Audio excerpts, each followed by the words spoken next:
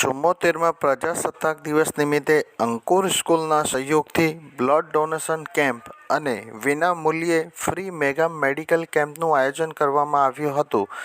જેમાં આયોજક જાહિદ ખાન પઠાણ, સંયોજક અનીશ ખાન પઠાણ હતા ને કેમ્પનો લાભ ખૂબ જ મોટી સંખ્યામાં લોકોએ લીધો હતો.